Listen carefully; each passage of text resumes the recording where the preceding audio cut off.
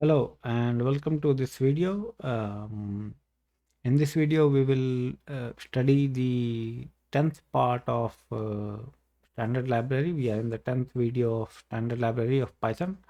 So if you are new to the channel, a special welcome to you, and do not forget to subscribe because we YouTubers work very hard to bring content to you.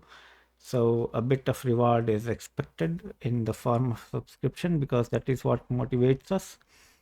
So without further ado, let's get started. So the first function which we are going to encounter is called repr, or if you want to, if you care about the full word, it is close to representation. So suppose we have a class A, then we can define the repr function as representation of a class. It returns representation of a class, and it is underscore underscore repr underscore underscore. So we'll look at the description later. First we see what it does. If suppose we have a number 5, we have a float 6, and we have a string, then it will print 5 6.8. It's a string, and for repr class, repr invocation on the class object, it will call this function.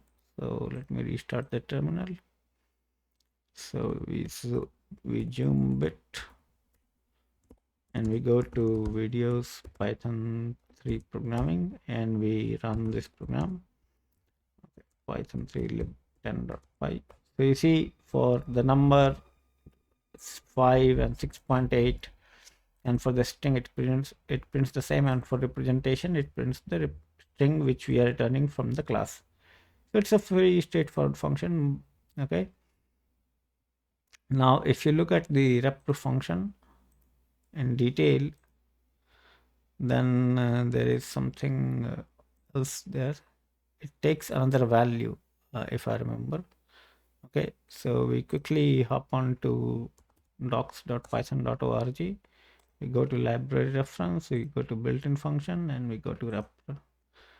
So all right, so what I was looking for, sys display hook. Yep, so sys display hook is none. So what it means is, let's read a bit of this documentation. Okay, so returns a string containing a printable representation of an object. For many types, this function makes an attempt to return a string that would yield an object with the same value when passed to eval. Otherwise, the representation is a string enclosed in angle brackets that contains the name of the type of the object together with additional information, often including the name and address of the object. A class can control what this function returns for its instances by defining underscore underscore reproof method. If sys.displayHook is not accessible, this function will raise runtime error. So we look at sys.displayHook. It takes a value. If the value is not none, this prints repr value to sys.stdout and saves value in built-ins. If repr value is not encodable to sys.stdout encoding with sys.stdout.errors error handler, which is probabilistic, encode it to sys.stdout.encoding with \replace error handler. So this is what I have written here. Okay, so this is what is applicable to sys.displayHook, which is related to this function. So that's all about the repr function. We comment this out.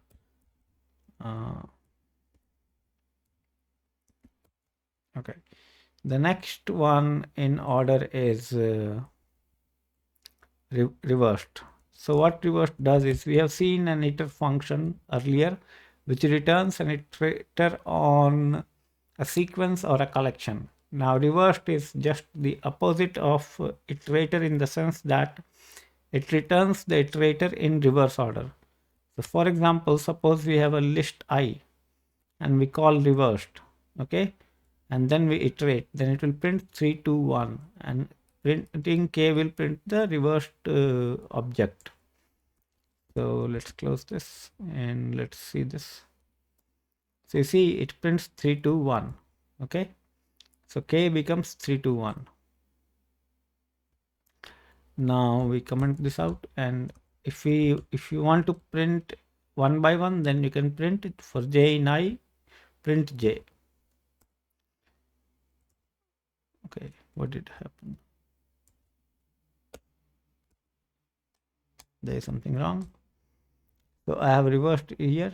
For j in I, print j. This should work. Okay. There is something wrong here. Yep, there is something wrong. For j in I, print j. Let's say first we print j. Print j. Print j, print I. So it's list reverse iterator object. All right, if it is not printing, then we do something else. What we do is we take a next of j. Okay, and while j is not none, we print j and we get the next of j, and if stop iteration comes, then we assign it to none. So this should at least work. If for loop does not work, I is missing. So yeah, it prints 3 to 1. Now let's see why this is not printing. Okay, we have already iterated over it. That's why it is not printing. So once we move that, it will work. Yep. You see, the for loop also prints 3 to 1. So that's what it reversed is all about. It is just a mirror image of iter function. The next one is round. Round takes 2 arguments. One is a value and optional is num digits. So suppose you want to round 1.5, then it should print 2. Okay, I have not commented this out.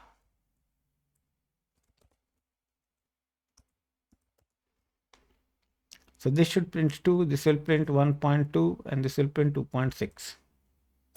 Yeah, so it prints 2, 1.2, 2.6. So the question you would ask is that if 1.5 becomes 2, why 1.25 does not become 1.3? The reason for this lies in how floating points are implemented in Python. And because it follows IEEE 754, when you store 1.25 into floating point, some of the bits are removed in its floating point representation. That is the reason why it becomes shorter than or less than 1.3. That's why it prints 1.2 and 1.3. So round is nothing complicated. You pass number of digits to print those many digits after the decimal point. It's a very simple function. We will not cover set. We will cover set when we are going to discuss collections. Set attribute is analogous to get attribute. The way you get an attribute, in the same way you set an attribute. The next function, the next built-in is a class called slice. So suppose it's much like a range. You have a start, you have a stop, you have a step.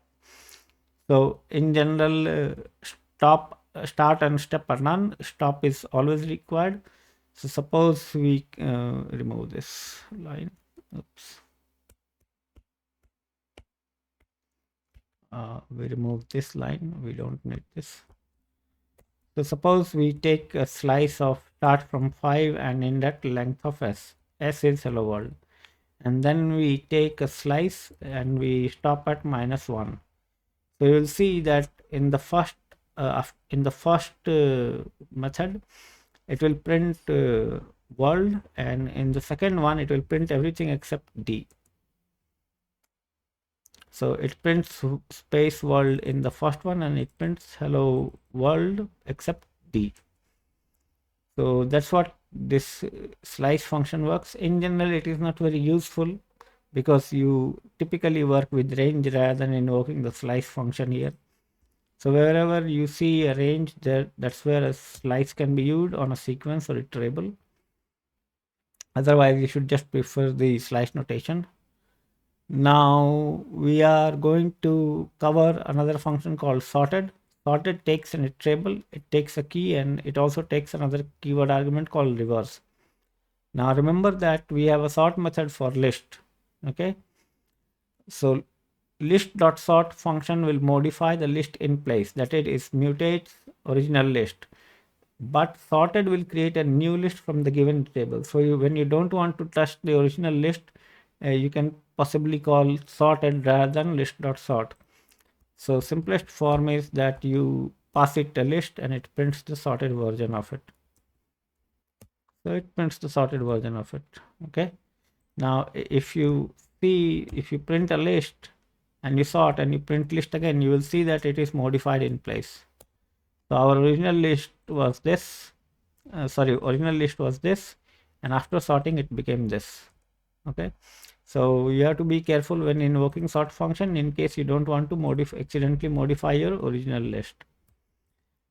So it can also sort a collection, and it can take a key which will convert, which is a function which will convert these into these words of this string into lowercase, split them and then sort them. So you see how this sorts a Andrew from is string taste this. Note that Andrew was not lowercase transformed into lowercase in the original list, but when the comparison happened, it used the str lower function.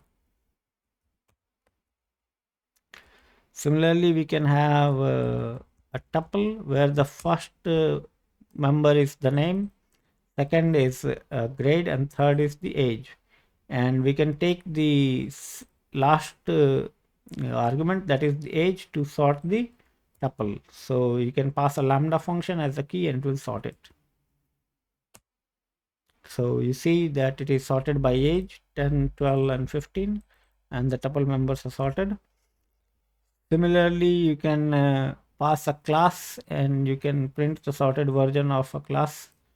Suppose we have a class which has three member variables, name, grade, and age, and we return a tuple of these. So we create three student objects, and in this case our key is student.age. So here it was by index, here it is by name. So this also prints the same result.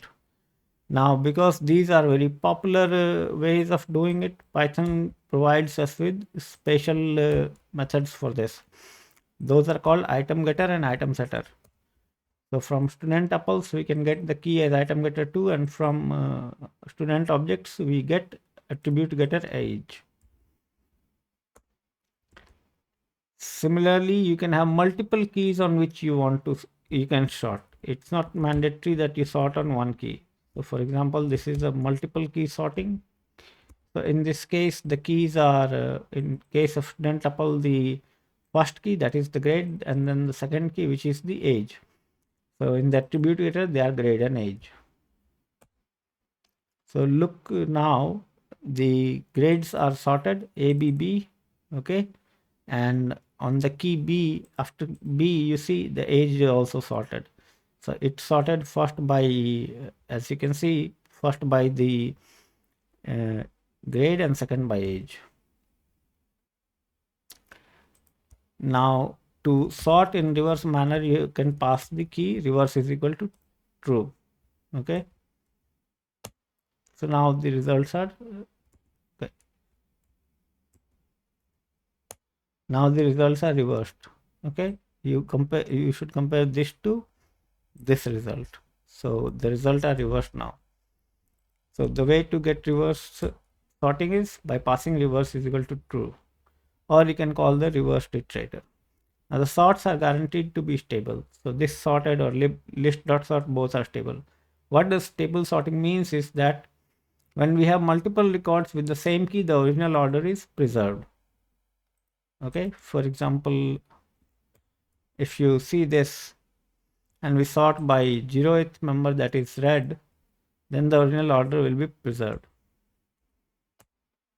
You see, it gives us blue 1, blue 2, red 1, red 2. In the original one, it was the same way. If we make this 2, then the red 2 should come before this, which is definitely the case. So we can sort on a secondary key also. For example, objects.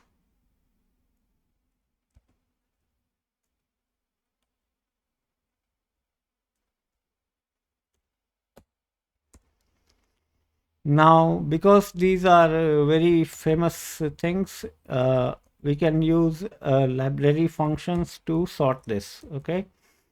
So for lexicographical sorting, if you want to sort in your own locale, then there is a function called locale.strcall in Python for sorting. So for example, suppose we have a list whose members are Mary had a little lamb, then we can pass this comparison to key. So the typical comparison how happens is it take a typical comparator in many languages. It is given like in Java that a function will take two arguments and will return a negative value is equal to 0 or greater than 0 depending on the values of those functions, depending on the value of those arguments. So in this case, strx from and strcall will do the same thing for us. So both print the same way. Note that capital letters come before small letters. That's why Mary is at position 1. Similarly, if uh, if a class does not have a less than operator defined for it, you can define underscore underscore lt underscore underscore so that you can invoke these comparison functions. And last one is that I don't remember this example. We'll skip this. So I think that's it. I will end this video here with sorted discussion. I hope that you have found this video useful and informative, and please like, share and comment as much as you want. I would like to interact with you guys because some of you might be excellent programmers already and maybe trying to learn Python while you know other languages as very well. So make use of the comment box to interact with me and we can discuss ideas, and possibly we can meet sometime. I don't know. I would like to meet you guys who watch my videos and do fun things together, like maybe we can start a project. I don't know. So please interact with me, and I'll see you in the next video of Python programming videos. And thanks a lot for watching. Happy programming.